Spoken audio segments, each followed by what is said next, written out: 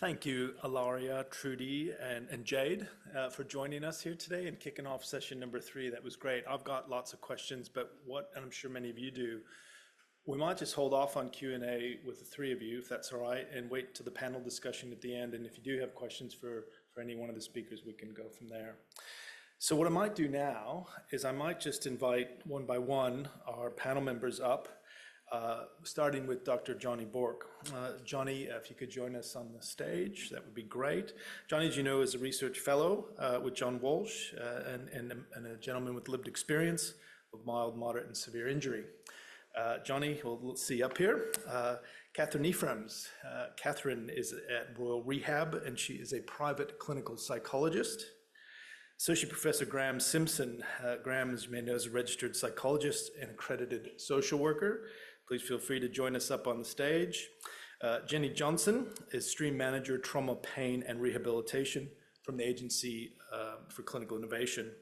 And last but certainly not least, Dr. Ann Livingston is a family carer for her husband who suffered a traumatic brain injury. And also, we had a chance to meet beforehand, finished her PhD at the University of Sydney 3 years ago. And we had a lot of chat about all of the different things that she's doing. Now, what the speakers and panel members don't know is that I'd like to start this with actually asking them to give us maybe a 30-second bio of who they are. So I think there's a microphone there, and we can start. We can go left to right, we can go top to bottom, we can go around, I don't care. Just why don't you please go ahead, whoever has the microphone. Yeah, there we go, Graham.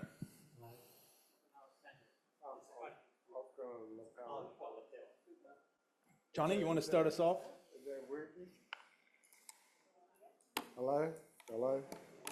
Cool. 30 minutes or 30 seconds? Come on, Johnny, you can go. 30 seconds. 30 seconds. My name's Johnny Burke. I had a spinal cord injury 20 years ago, 2005. I went to university afterwards. Now I have a PhD and I work for the John Walsh Centre. I prioritise co-design and sustainable community reintegration. Thank you. Thanks, Johnny. Okay, is that working? I think it is. So Graham Simpson. I've worked in the area of traumatic brain injury for more than 35 years now, so it's been a long time. Clinically first at the Brain Injury Rehab Unit at Liverpool Hospital, but then over the last 25 years in a full-time research role. James, firstly as a level 6 allied health at the Brain Injury Unit, and then more recently I've joined the John Walsh Centre, and my responsibility is for the Brain Injury Research Program at John Walsh. Thanks, Graham. Hey everybody, thanks for hanging in after lunch because I know that's hard sometimes. So my name's Ann Livingston. I, like James just alluded to, so my presence here is more around my experience as a carer of somebody post quite a severe TBI 3.5 years ago. So my husband and I were walking the dog and he fell over twice. Just the first time he didn't hit his head, second time he did. So for that joy he ended up in St George. We live in Sydney, and Liverpool, which lots of people in the audience will know us. There's some of Patrick's therapists here. But my background, just to kind of put that into perspective, so that was 3.5 years ago. I've just, as James alluded to, finished a PhD. I'm actually a health economist. So if anybody needs any costing doing, I'm the person to come and see. So I did that recently at the University of Sydney, but I work as a health economist at Deakin Uni, and before that I had a clinical background in children's intensive care, so lots of different things. Thank you, Anne. Hi everyone.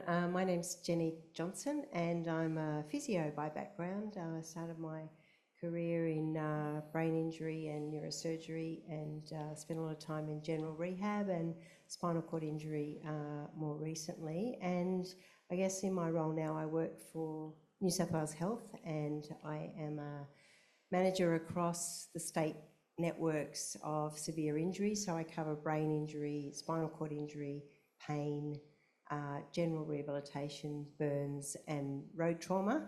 So I cover the gamut of what we're discussing here today, from right from the pointy end through to living with long-term disability. And we do a lot of service development and resource development, and we try to influence government where we can. Thanks, Jenny. I'm Catherine Ephrams. I'm a clinical psychologist, and my wearable has just said, alert, alert, heart rate right up. I retrained, I think this must be my 4th career. So I retrained when my kids went to school. I've been a psychologist for 15 years now, all of that in spinal, but also in private practice, where I also see some compensation claims. And I think imposter syndrome is really high here too. But so I don't have a lived experience, but I journey alongside a lot of people, and I guess that's what I will be sharing with you. Thank you very much. And I think that was great, because it does beautifully show that we have a diverse group up here. So we'll probably have lots of representative thoughts from different disciplines, different experiences, and hopefully we bring that all together and show that even though we do come from different walks of life and whatnot, we probably are all trying to get to the same spot together, perhaps. So I think in keeping with the theme of today, mental health, resilience, and well-being following injury, what do we know? I might just start off by asking any one of you who feels comfortable with this is, what is well-being? I've got a microphone. Well-being is a general concept, really, and it takes in everything that we've been talking about, but certainly elements of physical wellness, so feeling comfortable and well in your body, psychological wellness, but also having support around you that you need, so financial, social, place to live, you know, feeling comfortable in your world. I think all of that is encompassed in well-being. Thanks. Anybody else want to comment on well-being?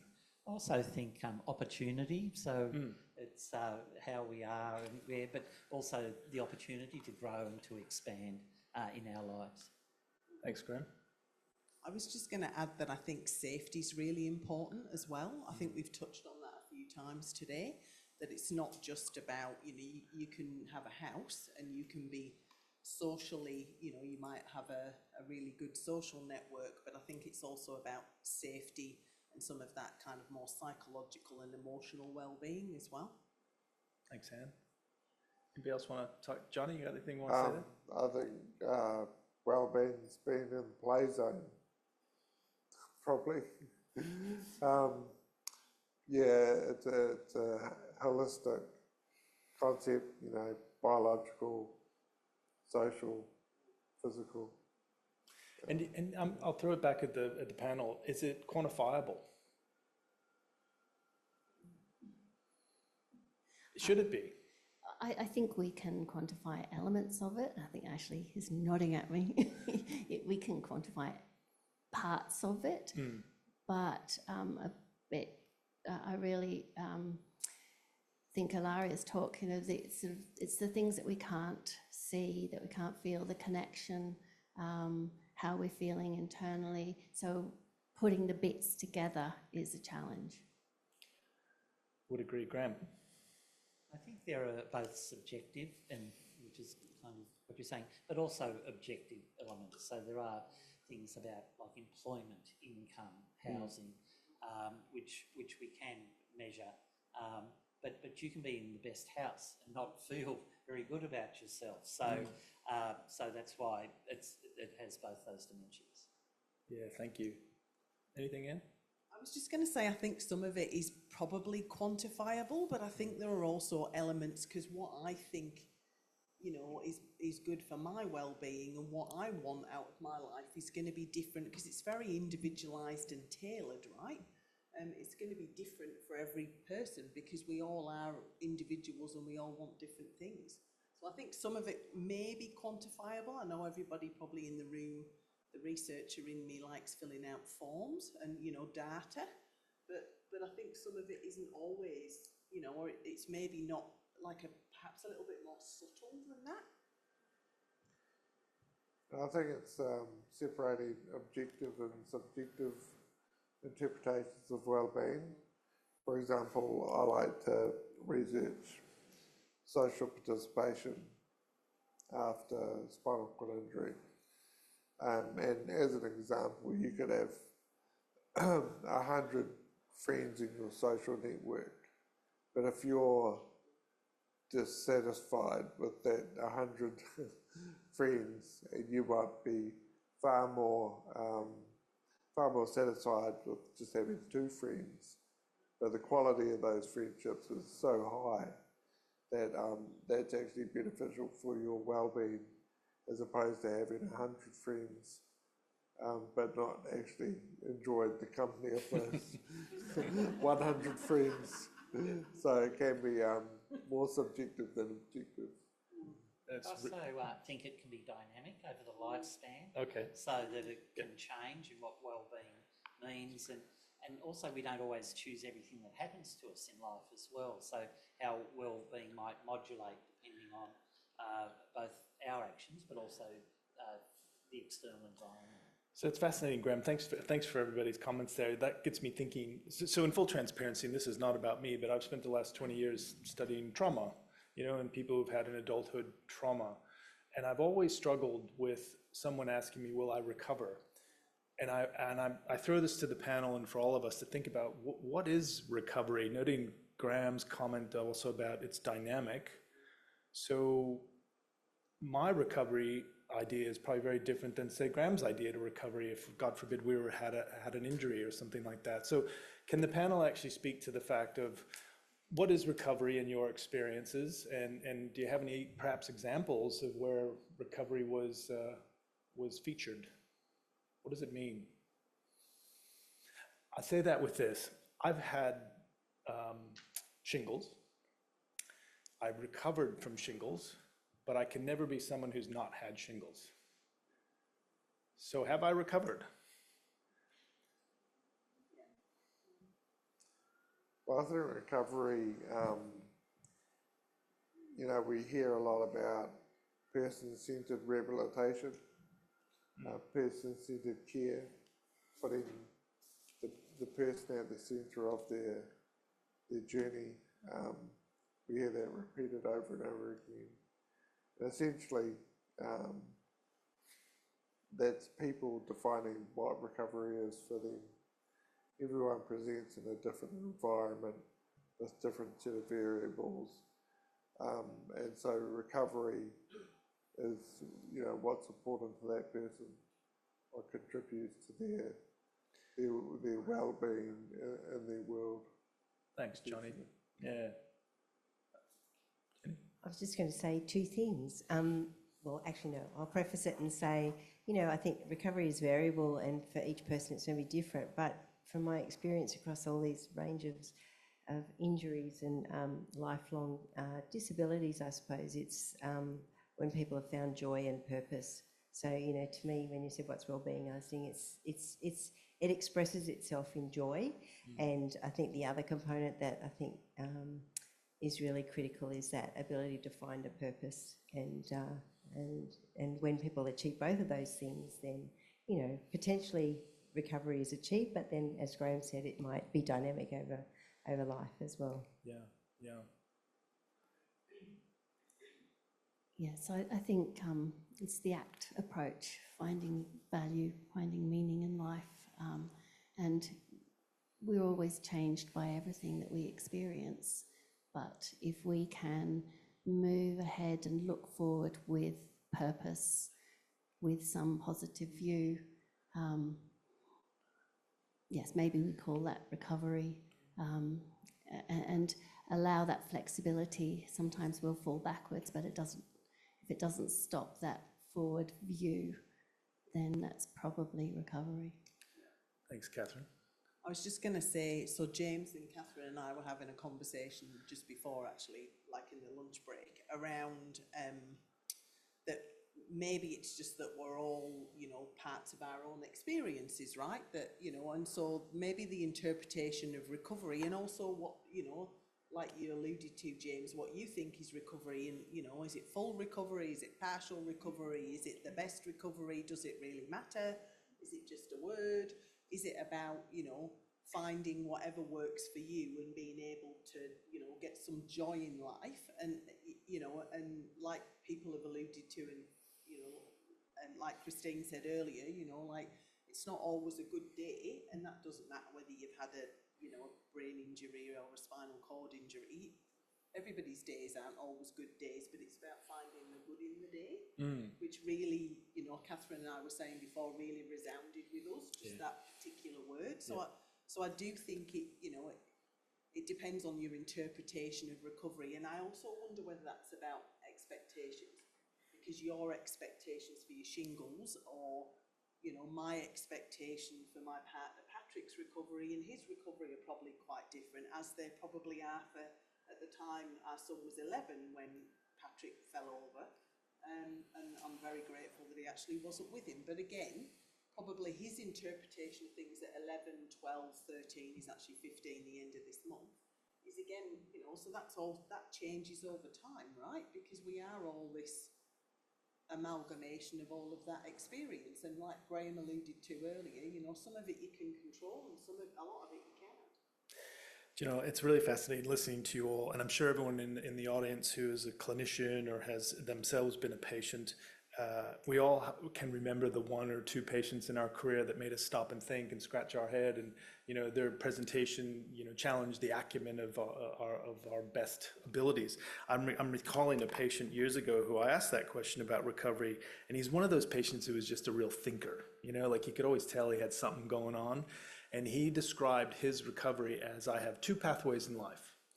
I have my ought pathway, and I have my actual pathway. My ought pathway is, I'm going for retirement. I'm going for a vacation home somewhere in the Maldives, whatever. But because of my injury, I'm no longer on that ought pathway.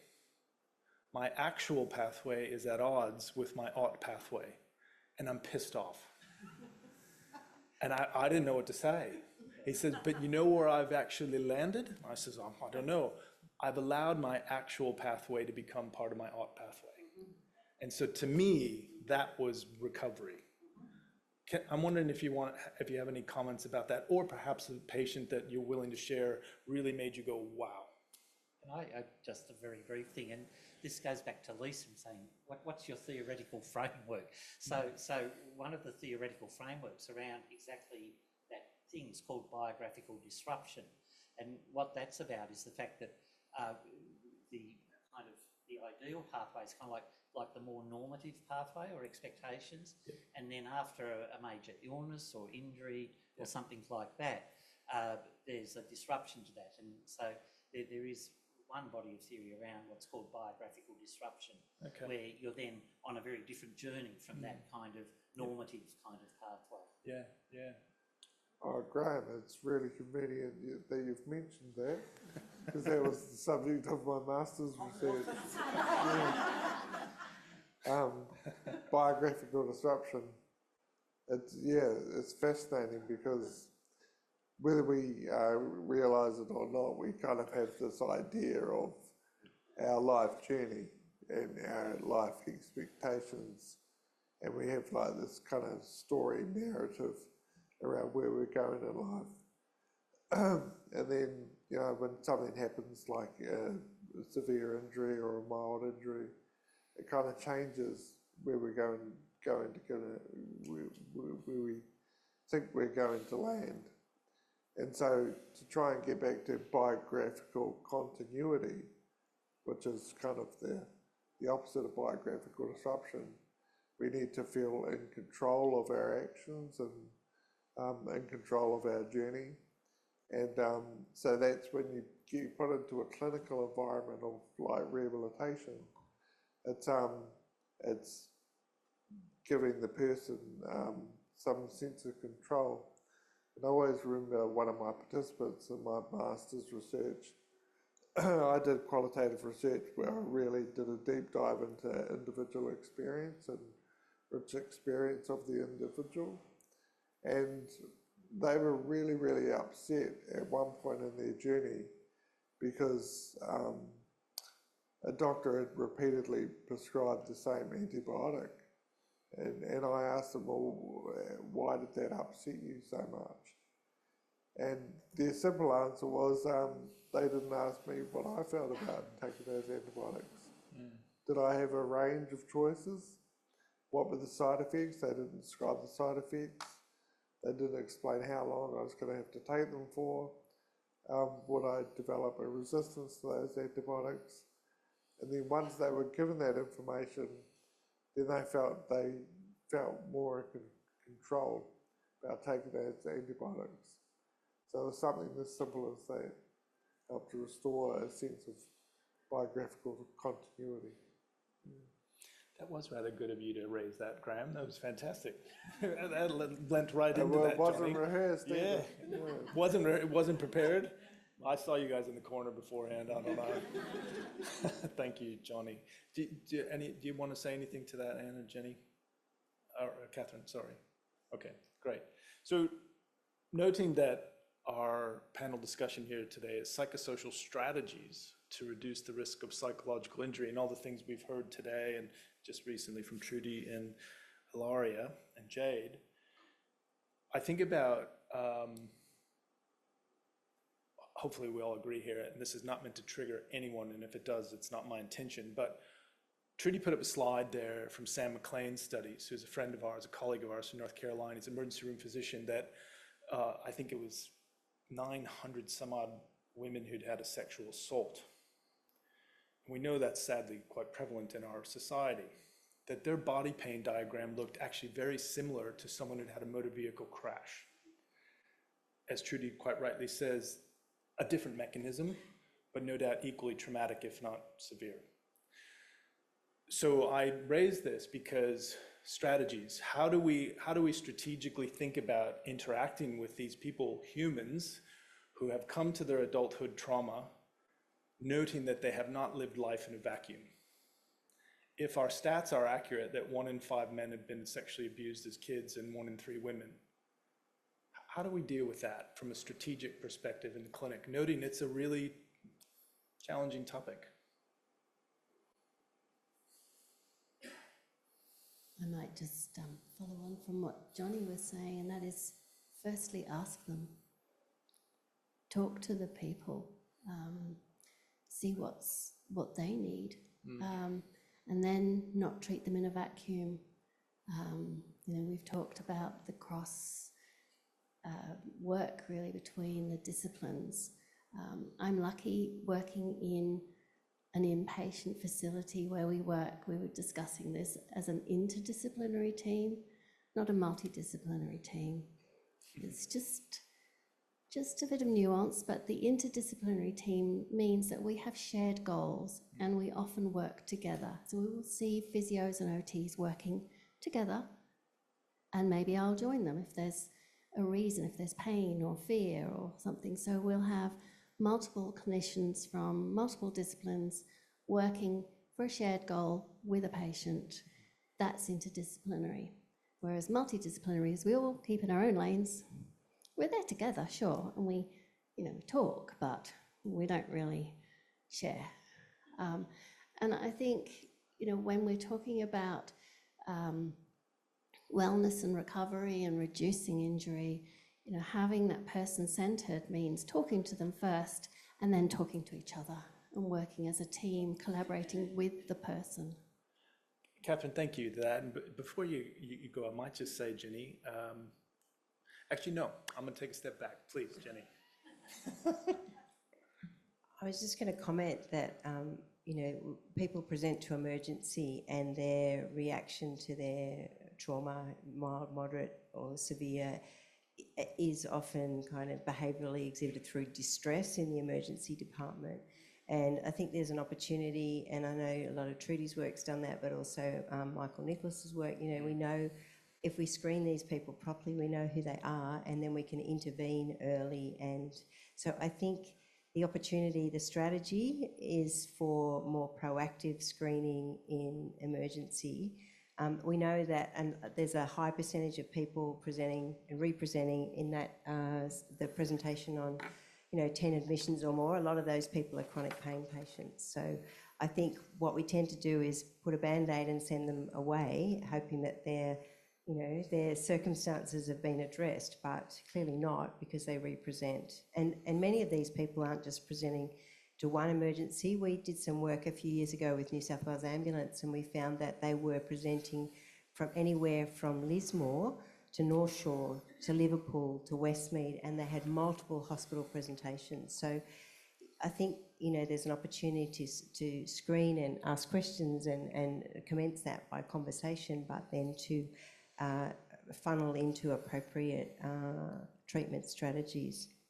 And I guess just to say further to that, we have been doing some work recently for the severe road injury people, where we're doing using the Promise 29 as a screening tool in our follow-up clinics. And what we're proposing to do is to kind of use that as a screening tool and then triage those people, because what we notice now is that 6 and 12 months after their severe injury, only about 20% are returned to work at 6 and 12 months after severe injury. So I think there's lots of opportunity, and I think it's about, asking the questions, screening, and providing appropriate pathways to treatment. Thanks, Jenny. That's great. Did you guys want to add anything to that? So I think, and circling around to resilience, one of the really interesting things about the statistic that Jenny just reported, so we have this X group of people who are at significant risk. So a resilience-based question is, well, the people who've adapted, how have they done that? What are the characteristics? What are the attributes that they have? What can we learn from them that might be of help then to the people who are more vulnerable or having a greater challenge? And do you think having sort of a peer support system is a really good strategy? So, like, for example, I have a board position with Australia's largest peer support system for adult men who've had a history of childhood sexual abuse. And what the men share with us is that they find the peer support system far greater than anything else. And that probably raises a bit of a thought in my mind as well about the differences, the nuances between trauma-informed care, which is great, and trauma-assumed care. Never to have anyone walk out of here think that I'm saying that if you've had a history of childhood abuse, that you are condemned to a life of chronic problems. That's not it at all. But should we be thinking about, on the strategies you mentioned, interdisciplinary versus multidisciplinary? I quite agree with you, Catherine, that interdisciplinary just seems a better fit. What about trauma-assumed care? Be noting that nobody really wants to disclose this information, and their agency might be in non-disclosure. I've never been employed officially as a peer support worker, but from time to time I get asked to come into a spinal unit to chat to people who have had recent injuries. And I'm always quite confronted by it, because I never know really what to do and what to say, because I don't want to assume I know their world or their life or anything like that. And so I don't want to go in with a preset narrative of saying, you'll be right, buddy, chin up, you'll be okay. So I generally just ask them what's important to them. And to go back to one of your previous questions, what is recovery? Recovery is not a goal. It's not a line. It's not a place where you end up. It's always a fluid process, and some days you can have good days or bad days. You can ebb and flow. You might have 3 months of really good days and then a really bad day. And so I just try and explain that it's not a place that you're going to end up, but it's a process. And I just try and communicate to people that life can be good following a severe injury. That's all they need to know. I was just going to take an opportunity to add to the piece, and this is obviously just my own personal experience. So as a person, you know, whose partner basically fell in front of me and stopped breathing, and I didn't have to do CPR on him. I was very grateful for that, but obviously needed to manage him because he was in front of me and wasn't well, was unconscious. I found, you know, I get what you're saying, Johnny, about like, you know, I don't think you can ever truly understand what somebody else is going through because we are all individualistic, right? And what's important to me is different to somebody else. But I found huge support, certainly from my perspective, from a psychosocial perspective, with other carers who have had partners that have been injured. And I'm not saying that makes us the same. I'm definitely not saying that. But there is a part of any journey, I think, in life where if people are in some way similar or they've gone through similar experiences, there's probably a lot that you don't have to keep repeating, which is also, having worked clinically, both in the public healthcare system in the UK by my accent, just in case you haven't picked it up, and in Australia, in many places, it's exhausting if you have to just keep saying the same thing all the time.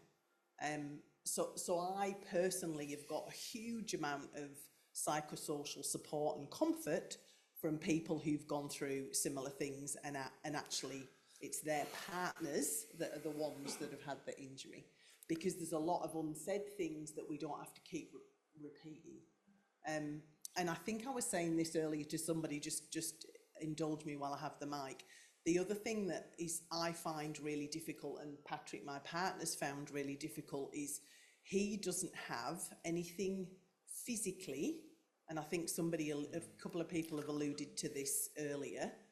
I think, Diane, you might have mentioned this in your talk. So there's nothing when you look at Patrick and go, right, he doesn't have anything physically, he hasn't had a stroke, his mouth doesn't look different, he hasn't had a piece of his skull cut out. There's nothing obviously that looks different. So that's also something else I really struggle with. And to be fair, Patrick struggles with that because most people just assume. And it, I think Diane, you said about, you almost need a sticker on your head, because it is such or at least in my experience with Patrick, it can be an invisible disease and people just don't see it because they don't think to look or ask any questions because there's nothing obvious. Yorkshire Dales? Yeah, Yorkshire Dales, North Yorkshire. That's cheeky because she told me earlier before. I'm not that good at accents. North Yorkshire? Yeah, all right. Hey, look, that's a really fascinating perspective, and thank you for sharing that about Patrick. And, if I may, your comments there around it's the invisible injury, like he looks fine, and I'm not trying to point fingers, but perhaps he doesn't work well. And I don't mean it that way, but in the sense that, I'm kind of reminded of Robert Bly, the poet, who once said, "The body weeps the tears the eyes cannot shed." Something kind of deep and meaningful about that. So as a carer, no doubt it's very heavy for you as a carer to look after someone, and if you're happy to share that, what does a carer get her or his help? For me, definitely that. So I have been extremely fortunate that Patrick still has, and I'm very grateful, and there are several people in the room that still support us. Sorry. That's all right, all good. So Patrick's 3.5 years post-injury, and he is back at work. Like, I'm not saying he's not, he's 3 days a week. But there are some things that are very difficult for him and that are very difficult for us as a family, right? I've got water, thanks though, mate. And I've got immense strength, not only from the fact that I've been able to advocate for Patrick and our family, and that's been listened to, so thank you for those beautiful people in the room who who you are at Liverpool that support us as a family, which is great, because then that's also, thank you, that's also me as a ex-nurse kind of going, well, I've been able to do something useful, right? Because I'm not a brain injury clinician. I'm learning. But also just the fact of, for me, I've actually needed something additional to that, because obviously, and I understand that, but I would say in my experience, that's a gap in the models of care, is that it's not just about the individual, it's about everybody else within that individual's life that that person touches. So for us, you know, it's also the fact that, you know, Patrick's had to come to terms with that. It's probably a work in progress, as you can see for me, but I think it probably always will be, because you obviously have to go through some grief process and you have to get to the kind of acceptance level. And he also has to do that, but so does the rest of our family. So I've got immense support from other organisations. So organisations which a lot of you in the room will know, like Synapse. So I go on their carer support group, so back to the peer side of things. I've also been very fortunate that we were given an opportunity to do, I was given an opportunity to do some carer, it was called Synapse Connections, I think, with some other carers, and that's actually how I met the two ladies I was alluding to earlier, and who are very similar to me, that their partners had the injury, and we've also all got kids. So again, you don't have to keep saying the same thing, they just get it, right? And that's been immensely supportive, and we've actually now, proactive, I know, set up a WhatsApp group. So now once a month, we have a little WhatsApp group. It's outside of Synapse, but that was me meeting people that were kind of going to be my tribe and going to support me and both of them through that, right? And that's ongoing. You know, and we all have our own struggles. We all are individuals, but it's just the fact we don't have to explain it. And thank you. That's remarkable, and appreciate you very much sharing your personal story with us. I think it's safe to say, without even having to say it, but I will, it's a psychologically safe environment for all of us here to share and to care. And I think what I might do, it's a little after 2, and I might just use my favorite grammatical piece, the ellipse, ... which gives us all a chance to breathe and think. And so that ellipse right now allows me to say a few things if we recap. Strategies. We've heard about perhaps the importance of interdisciplinary versus multidisciplinary, which I think is probably worth some discussion and thought. We've also heard that well-being is dynamic, it's multifactorial, it is subjective and objective, it has to deal with autonomy, it has to do with hedonism, and that includes financial freedom, etc. Perhaps many other things. We've also touched on recovery, and Johnny beautifully stated, it's not a goal, it's not a line, it's not a place, it's fluid.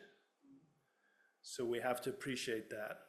We also touched on beautifully, Anne, about a person who's injured is not just the person who's injured, it's all the other lives that he or she touches that are now also, I don't even know the word to use, affected. Yeah. Is that fair? Changed is another good word. Okay, changed. Affected is quite negative, isn't it? Sorry. And I'm an optimist, I promise. I would try to be. Some of you might disagree with that comment, but that's all right. I might also just take this as an opportunity to say to the audience, our wonderful people who sat and listened, I know we are going to have some questions and answers, but is there anything that's scratching around in your brain right now that you just are you just got to get out and you want to share? Is there anything anybody would like to offer to the panel? Ask a question. Yeah.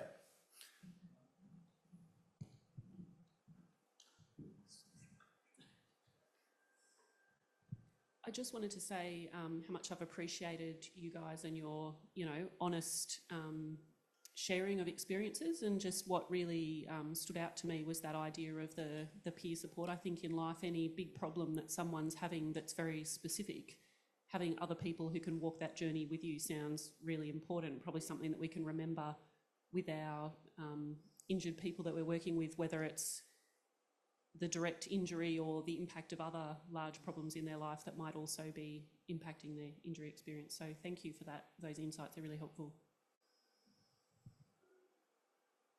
Anyone else in the audience have a comment or question they would have at the moment? And it's not because I'm running out of things to ask. Oh, go on. I'll be brave. I'm Michelle. I'm an occupational therapist.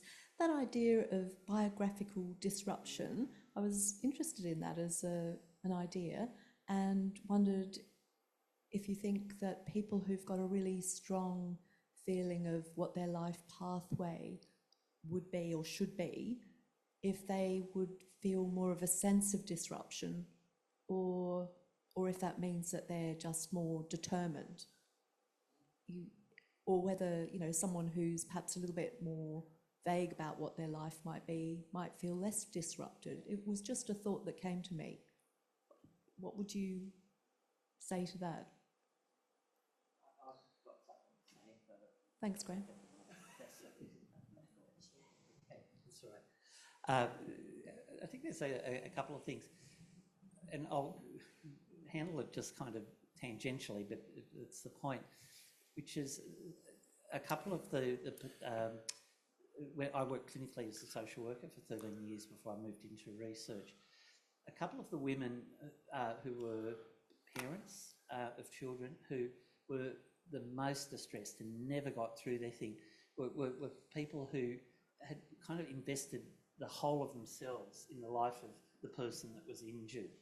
And so this is kind of, you know, about how much you invest, and so certainly for them, it was like, you know, it was like, I've been injured, you know, my child, and one was a successful movie star in Australia, others kind of in other kind of contexts, but yeah, just that whole investment of you know, kind of, which was already occurring before the injury. So I think people can invest an enormous amount of themselves, whether it's in career goals or things like that, or may have received a lot of kind of positive stuff from, you know, being very successful or things like that.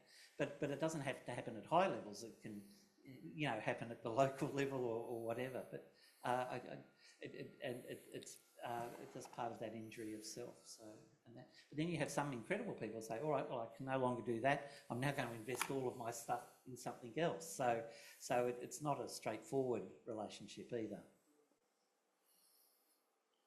Oh, sorry, it's not Mike's here. I think it. Is one working? No. I think it comes back to flexibility again. Flexibility along with self-efficacy and a drive, so that if you have someone who has been, you know, has had an idea of their path and it's changed, if they can use that drive, that self-efficacy in a different direction, or to encompass a different direction if they're flexible. Someone who is just wandering around because they don't have much belief in themselves, well, you know, okay, they didn't have one direction, they're not going to have another direction. So it comes down to a lot of personal factors, I think. Bless you. Thanks. I had we got a comment? Yeah, please. Hi. I guess I'm just interested in your opinion, and I don't know whether this is something that you can answer, but if you talk about that injury happening to more than just the person and to the people around them, coming from that compensation space, often it's very difficult to get therapies and assistance and intervention that affects more than just the individual that was involved in that accident. And it also comes back to what you were talking about before in terms of the person having a life before their injury as well. And often the individual might need interventions and therapies that impact on lots of other things other than this individual injury, be it a motor vehicle accident or whatever we're talking about. And I'm just interested to know whether, there's no kind of answer, I guess, but if you know, is it that we have to rely on organisations outside like Synapse and things like that, or is there more scope, do you think, for advocating for more family therapy or therapies for other people that are involved in that alongside the person as well? I'm happy to start. In my personal opinion, I mean, I haven't found, but that's not to say, so other people, I'm very happy that I'm sat in a room with people that work with brain injury and are clinicians. I haven't found in my circumstance, and even though I work for Deakin Uni, I live in Sydney, right? My partner had his accident at the end of the road. We've been very lucky that we were treated at Liverpool. I haven't found, that's not to say it doesn't exist,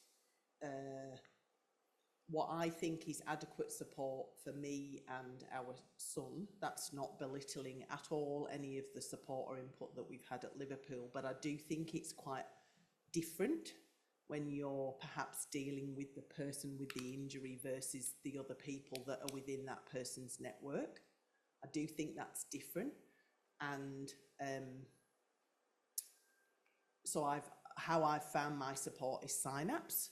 And I've also looked recently at, just give me a second to remember, Carers Gateway. So I actually rang them, but it was interesting, and I'm just going to share this, and I, you know, kind of, like, this stays here, obviously. So please don't talk about this outside the room or outside of all of those that are online. But I actually, what I found really interesting was I rang them and I just wanted to have a conversation, right? I just wanted to have a conversation about how I was feeling, and I was trying to be proactive, because obviously you guys don't know me, but I am very proactive. That's who I am as a being. So I thought get really proactive, and if, you know, before I get to the point where I am feeling, you know, depressed or anxious, or I'm really struggling with stuff, let me try and put some strategies and things in place. Right now, I know we're 3.5 years down the track, so I thought, and you know what they did, and I get it.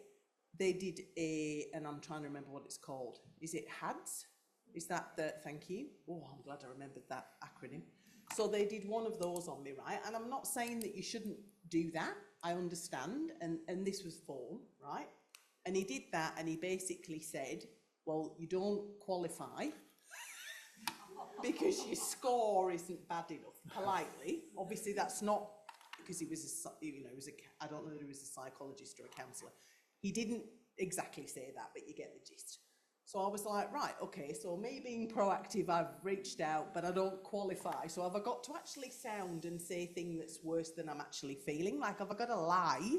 Sorry, but do I have to lie to get support? So I was too good, apparently. So now I'm trying to work out where I go if I'm not bad enough on their scale, but I actually feel like occasionally I want a conversation that's perhaps not where my partner was, in the area where I went every other day and saw him for a month, which I think is also, I actually wrote that down as a note just while I've got the mic earlier. That's the other thing I think that's important to consider in all of this, and a few people have touched on this, is how is it helpful for anybody's well-being, mental health or resilience, and I think Christine touched on this, to have to go back to the place where they experienced some of that trauma, i.e.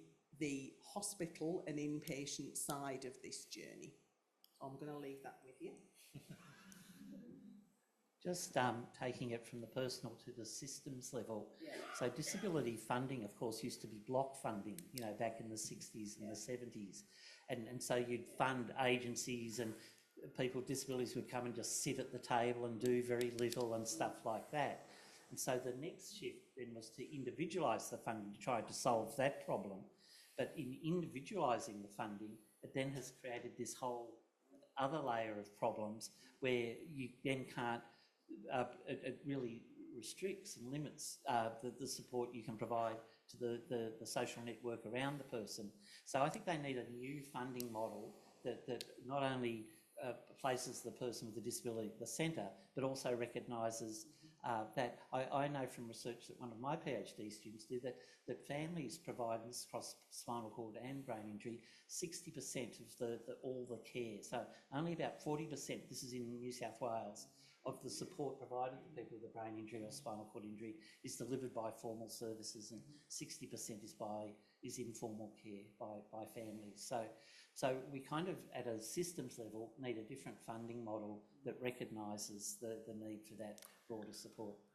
Graham, can I add on to that? Because you brought up a really good point about systems level change, right? And I'm a big believer in bring us the problems, but I'm also a big believer in don't bring problems if you don't have solutions, right? No, and we all could hopefully agree with that. On that note, to do all the great work that gets done at John Walsh and our other research groups around the colony and around New South Wales, Sydney, Australia, etc., it requires funding. And we know that the funding landscape is changing.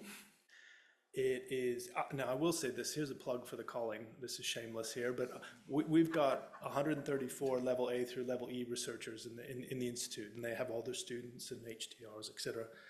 We're a high functioning institute. Our category 1 success rate year in and year out is about 16%. For those of you in the room that don't know much about that, that tracks way above national norms. We get about 18 million a year in funding. We publish as a group about 700 papers a year. We're doing great. But in 2023, the ARC's review of the funding model suggested that we should probably prepare ourselves for no longer valorizing the individual successful researcher or the individual successful group. The federal funding is actually probably going to shift more towards interdisciplinary large group efforts. So if that's the case, we are trying to prepare ourselves for this funding landscape shift and diversifying our funding, e.g. we're so grateful for our industry partners, we're so grateful for our philanthropists, and as you all know, philanthropy, the people who are donating $5 million today are the same people who started out donating $50 25 years ago. It's all about a relationship. You carry that relationship forward, bring them along the journey with you. So with that, I might ask the panel on the idea of strategies. How do we not go away from today and just go back to our respective offices? How do we actually make sure that we're working together? Now, there may be a little bit of a rhetorical aspect to that question, but does anybody have any thoughts? Remember, bring us the problems, but let's generate some solutions as well. Crickets. I think relationships with between researchers and clinicians. I mean, I've been very lucky through the whole time I've been in spinal cord injury treatment to have met Ashley, and he pushes me into a relationship with the research. I don't always agree from the clinician's point of view, but there's always a dialogue, and you know, the researchers who work with Ashley, you know, are always coming back to talk and listen to the perspective of me on the ground, but also give me the data because I don't know it. So I think being willing as a clinician to listen to that and take it on board and then talk about how I can implement it, but also to use the stories from the people I work with, the people I journey with, and think about how can I operationalize this, and how can I implement this. I guess that's my strategy. It's a bit broad, but that's me. Good. You don't want it. I mean, I think there is a lot out there, you know, a lot of organisations, a lot of NGOs that are supporting, and, you know, I don't know what we'd do without them, to be honest, because at the end of the hospital journey, you know, we do what we can for that limited time frame, but then people are thrown into community to try and sort out a lot on their own. And the NGOs really rally, and I guess they struggle in a competitive environment for grants, and yeah, I think we should know what's out there, support them as much as we can, work in partnership to really build on the strengths of each other. And I know we try and do that, so, you know, we're trying all the time to pick up on the groups that we intersect with and support them as much as we can. So knowing what's out there, I think, and then working in partnership. So Jenny, is it safe to say a potential solution here is to improve our comms strategy? Not you or the ACI, but us. Well, I'm always surprised that there's so little information about the struggles that we've talked about today in the public arena. You know, like where, you know, the days gone by, you'd seen lots of public messaging on the television, for example. Now that apparently the evidence says that well, some of the evidence says that's not effective, but other evidence says it is effective. So to me, you know, there's a public campaign around this whole issue that I think needs to be, and it can, you know, there's Are You OK Day is a mental health day, but we could extend that and really push it further. So I guess there's some advocacy work there for us potentially. Make that 365 days a year. Are you okay? Yeah, I love it. One study that I often refer to is a Canadian audit of the costs invested in recovery following spinal cord injury. Canadian study. Yeah, Yeah. the Canadians do a lot of great work, and there was so much investment of money and resources in the first 6 to 12 months following spinal cord injury. And that's kind of understandable because people are going through a hospital system. But then when people are discharged into the community, that funding really drops off. And now with longer life expectancies and people, you know, integrating into the community, it's the revolving door aspect that, you know, if you don't have good community support systems, people are just going to end back up in care again. But also just helping people to fulfill their goals and live a good life.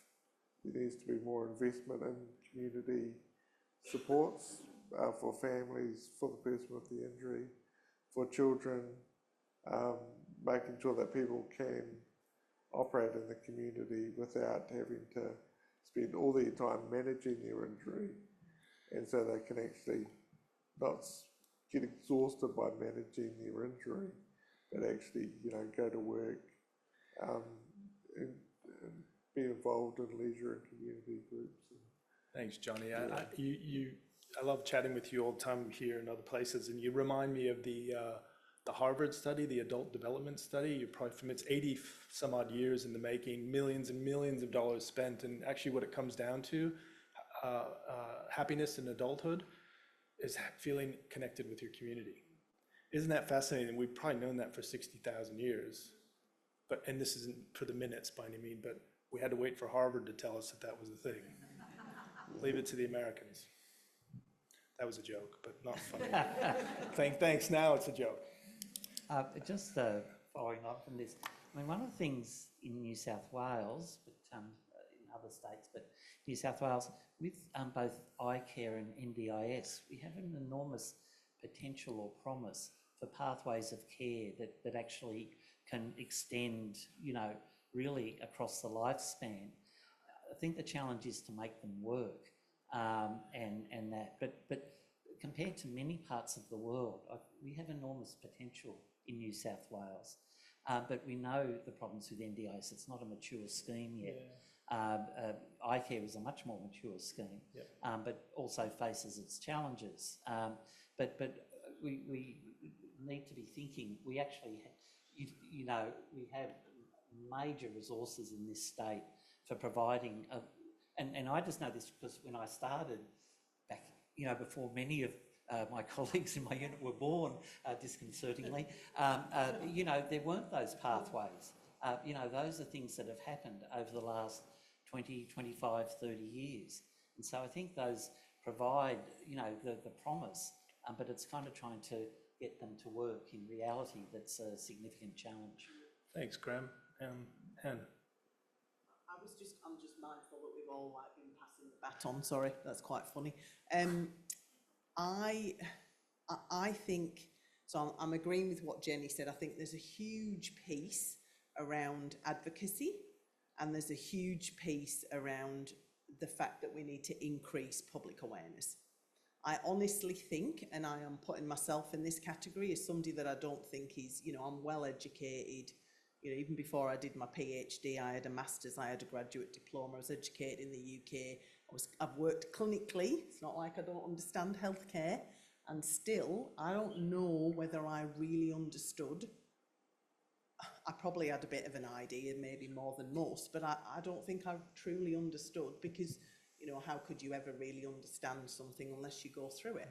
And, you know, it's about those long-term things, right? I understand and I get it from a clinical perspective that everybody goes, oh, you know, cognitively, and this is what the data shows us, that, you know, people are going to get to this point, certainly from a severe brain injury perspective with Patrick, with, you know, within 2 to 3 years, and then it'll teeter off. I get that there'll be, you know, there's an incremental change, and that most of the healing from a brain, and I suppose, for want of that word that we didn't quite define, recovery, happens on the chart.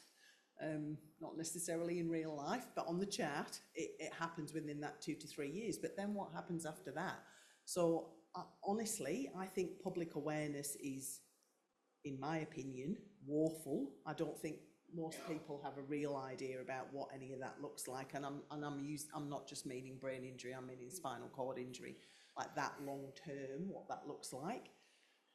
But I also think that sometimes, back to your point, James, around funding and around philanthropic, that some of that is also about the political landscape, right? That sometimes in healthcare, you know, you can do all the advocacy and all the public awareness, and sometimes you just have to be lucky, right? There has to be somebody in the public limelight, or somebody's personal experience, because we're all humans, you know, that there's a politician that's had that experience, and then you get that opportunity. But I suppose what I'm saying as a collective in the room is that we probably need to be ready to be at that point to do that kind of piece of advocacy, awareness, and for it to be kind of out there so that politicians are aware of, you know, and whether that then plays into the funding piece and all of that. But, you know, sometimes you know, you need to be a bit lucky too, I think. Yeah, Jenny. I was just going to say, you know, being in the position where we're constantly advocating with New South Wales government around services, access to services, appropriateness of services, complexity of services, it's very hard for, and, you know, I consider myself a clinician, but we represent clinicians as well. The clinical voice doesn't hold as much weight as the carer and the person with a disability. So I always say whenever I can, and I think my team sometimes get frustrated with me, but I think that if we can get more people with a voice working with government, because it is personal. They don't relate to people with disability unless they know someone, or unless their son or daughter or whatever, and then it's the first on their priority list. But if you put it in their face, it becomes hard to distance yourself. So in my building, you know, there's a lot of distancing of the people who we serve. You know, in New South Wales Health, the people who we serve are miles away. You know, there are thousands of them out there in the hospitals getting really well looked after, but it's very hard to advocate for complexity and disability in that environment. So advocacy, yes, but the people with disability and their carers have a very powerful voice that isn't there often enough. So yeah, I'll probably get off my soapbox now. But Thanks, Jenny. That perspective is excellent. Thanks. And I do note that the Brain Tumour Alliance just recently had a day down at Parliament House in Canberra, where there were several hundred people with brain tumour and their supporters that were there. And in the UK, they have a parliamentary working committee on traumatic brain injury, so that there are models there that we could be thinking about. There's one thing, and I'm aware that there's a question online, and I want to get to that here for just 1 second, but if I could just rehash something. We've talked a lot about many different things and connecting some dots here. One thing I don't think we've given a lot of voice to is the sustainability of our workforce. Like, we're talking about psychological injury, no doubt the focus is quite rightly on patients, but there's also the workforce. And I'm not sure I have a question for the panel apart from seeking comments on how do we ensure the sustainability of our workforce, noting that they too are exposed to long hours, their own social stresses, their own family life, perhaps, what's the word I'm looking for, where you're traumatically injured by working with people? The care is strong. Thank you very much. You ever have that galloping senility moment. It's vicarious sort of issues. So what, does anyone want to comment on that? Making sure that we look after our workforce, and how do we do that? I've done a lot of research with support workers in the community and how undervalued they are and what makes a sustainable workforce in terms of support workers. And it's validation, it's adequate remuneration, paying them enough, valuing their role in society enough. At one point, I worked out that it was better off for a person financially to pack boxes in a factory than it was to engage in support work. So I kind of made a little bit of an analogy and a bit of a joke, but it was serious as well, that by valuing boxes in a factory more than me, I have less value in society than a box. I thought that doesn't really sit well with me. I like to think I'm more valuable than a box. We think so too. Thanks very much. Yeah. Depends what's in the box, exactly. Well played, Ashley, well played. Yeah, touche. Do you know, I have a friend in the States who's been in the residential treatment facility as a leader for the last 30 years for young boys. And Chris forever says the patient is not first, which is quite controversial. And I go, what do you, he says, my workforce is first. If I look after my workforce, and Johnny, you nailed it, I remunerate them, I give them the time they need. I can't remember the maths on it, but if we have so many, like we should be 56 hours, or let's say a 38-hour work week, that gives 56 hours of sleep. That leaves 76 hours of whatever you want to do. So that's his model of making sure he looks after his workforce first, knowing that if they're happy and feeling autonomous, that they'll look after the patient. Especially with brain injury or spinal cord injury, when it's lifelong. It's not a sprained ankle or a broken leg that you're going to recover from. So I'm thinking, okay, if I'm going to get up and,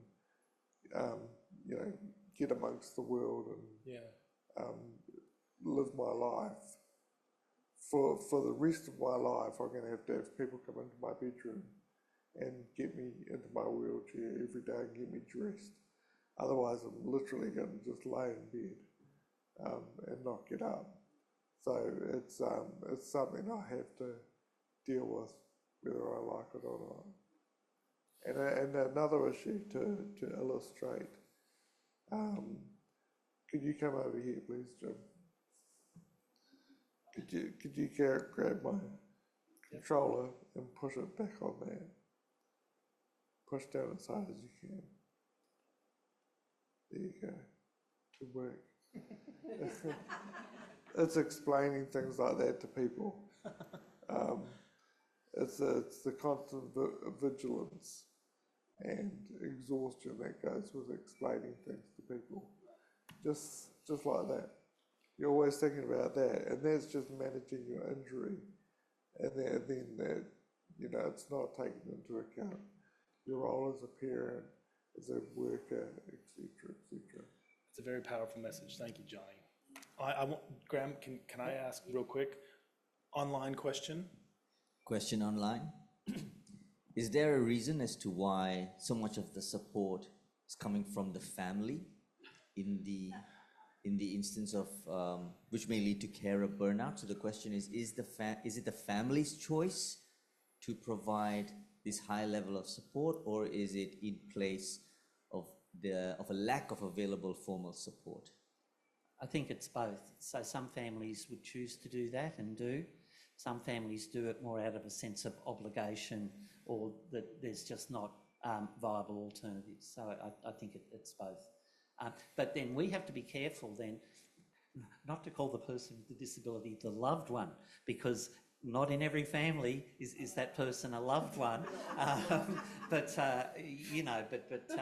all. But then it's also in that context, you see this with Anne, important that people kind of, where possible, have a life outside the support that they're providing. So Anne has a career, and you know, so many family members, you know, and they have other challenges as well. So they're kind of juggling the support that they're providing to their relative amongst a range of other things. But those other elements are very important for their lives. But I think for some families it's a choice, but other families it's more, there's a sense of duty or obligation that means that they play those roles. Quite often, if I can just quickly jump in there, funders will often try and categorise it as natural support, and that really kind of bugs me. Because, for example, they'll say, oh, it's natural support to sleep next to a paralysed person or a person with a brain injury. It's like, that's not quote unquote natural if you have to get up 3 or 4 times during the night to roll this person or to deal with some, you know, behaviour dysregulation, something like that. It's not natural at all. Yeah. What I was just going to add from my own experience is, you know, there's degrees, right? Everybody's we're probably all on the spectrum, right? But there are people who are, I'm quite happy to label myself as that, but we're all on this spectrum, right? So in my personal experience with Patrick, he used to work, he's actually a post-production TV editor at the ABC. He's an extremely intelligent man. He worked 5 days a week. We've managed to get him back to work 3 days a week. However, so as a family and Patrick are very grateful of that, because he's actually been at the ABC. He'll be 36 years next December. So they've been amazing. However, the downside of that, so this is kind of getting to the point about, is it the family's choice, or is it about service provision, potentially? I agree with Graham. In our experience, Patrick was too good for NDIS. So therefore, from my personal experience, there isn't any choice.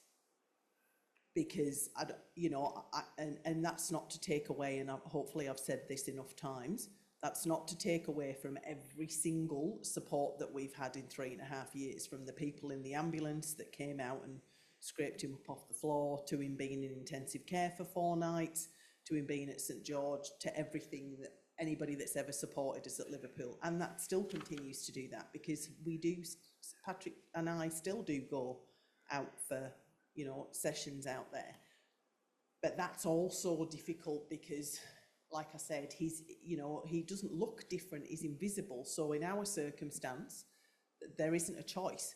Like, you know, I know Graham alluded to a choice, but the choice is that, you know, I mean, and I don't even want to say this out loud, but then the choice is, well, you know, I stay with Patrick and us as a family do that together, or we don't do that, and then he's on his own as a man who's 55 with a severe brain injury that works 3 days a week, and what does that look like? And I'm not saying that that's where we're going, but I'm just saying, for me, that's not a choice, because he's my partner and I love him and we're a family and we work it out, right? But in our personal circumstances, that we didn't have a choice. There wasn't an option. There was no NDIS package. Look, we could go on and on, but I am aware that it is 2:41. We're supposed to close this panel at 2:51. I've learned in life that most people are actually relatively happy when you actually shut things down early, especially on a Friday afternoon, noting that this has been what I think, as advertised, an interactive panel, discussing various strategies to reduce the risk of psychological injury of injured patients, but also the carers and people who look after them. The generous support from our funders, CIRA and iCare. And as in my current role as the academic director of the oldest medical research institute in New South Wales, it's an honest to God privilege, with my hand on my heart, to say how proud we are of all of the research being done in our institute, but in particular the John Walsh Centre of Rehabilitation Research, which has a long-standing history of phenomenal interdisciplinary research. I did listen, and we look forward to all the great work that they will continue to do. But I think the call to action for me as we roll into our next 5-year strategy, due to be launched in February, is that we have 3 strategic outcomes at the Institute, and they're pretty easy, but we have to measure them. And lean into Ilaria's comment about something, if it gets measured, it gets done. So our 3 strategic outcomes are increase our community partnerships. We'll have measured initiatives to report against that. The other is increase our collaborations, and that just doesn't mean Mohit and I collaborated in publishing a paper. That is Mohit and I and our industry partners and our community members working together to publish papers, but have impact. And then our 3rd strategic outcome is to improve our sustainability from a planetary health perspective, but as we've been talking about now, from a workforce perspective. No disrespect to Ashley, but Ashley and I are getting older. We're going to retire at some point. We have to make sure we have a pipeline for our early and mid-career researchers to continue to, sorry, I can't help myself, kick ass. And they will continue to kick ass. With that said, are there any final parting comments that each of you would like to make? And if not, that's totally fine. But is there anything you'd like to leave with us here? And are there any other questions or comments we can, yep, question. Sorry, I didn't want to ask because you wanted to please us by shutting down early, but couldn't help myself. Look, I have to say it was a fantastic panel discussion, and especially your summing up comments. I kind of feel you wanted solutions. So I'm just thinking from a system perspective, as a funder, I think there's scope to actually look at simplifying a grant application so that people who don't have the support of, brainy academics can actually put in a grant. And there's lots of individuals, small NGOs out there who do fantastic work, and a little bit of money would help them a lot. The other thing I'm thinking of is there needs to be, and I'm glad you said this, more collaboration between community agencies. So universities who have, we've all been gobsmacked by the wonderful work that Colin does. So there is scope when you have a big project to actually collaborate with a smaller organization in a community, get a smaller grant and support them through it so that the cumulative effect is a lot more. Thank you. Go ahead. Yeah, Sorry. and the third thing I was thinking, the comm strategy, you mentioned it a bit earlier. For want of a better term, it's the lousy term, I know, but I think we need a facelift for our comm strategy. We are dusting off our comm strategy right now. Yeah. I have to share with you, and I think it's kind of comical. When I took the role 3 years ago, I just randomly walked around the hospital and asked doctors, nurses, physicians, allied health, what is the calling? And if I asked 100 different people, I got 100 different answers. And the best response I got was from one of our British psychiatrists, just to put it in context. And I'll save you my attempt at a British accent, but in a very London posh accent, he says, oh, it's a bit like Hogwarts. He says, occasionally a wizard walks out and waves his wand around. And I'm like, holy shit, we have got a comms problem. Well, let's dust that bastard off and clean it up a bit. So these kind of opportunities allow us to refresh our comms. So hopefully people who perhaps weren't more familiar with what we are can go home tonight and say, oh, who knew?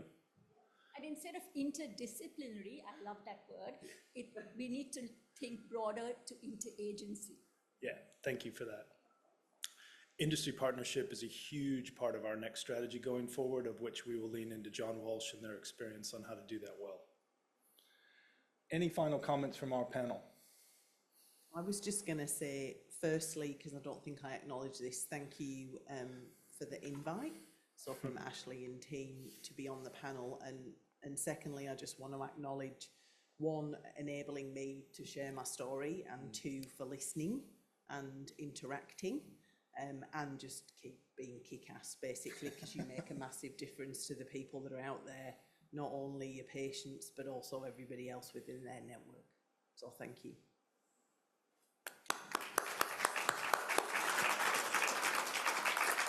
I didn't have anything to add, James. I thought you summed it up really well, James. And then Anne, you've just put the icing on. I don't know, Jenny or Catherine or Johnny, anything you'd like to add to the, no? Just to make it easy for family members and people with the injury to access support services, so that they don't have to fill out 100 forms and wait weeks and weeks and weeks for whatever support they need. Thanks, Johnny. I suppose this is the time, would you join me in thanking Johnny, Jenny, Graham, Catherine, and Anne? And thank you to Ashley and Mohit and the entire team at John Walsh for providing us the opportunity to share some chats with you here this afternoon. Hope you've enjoyed it.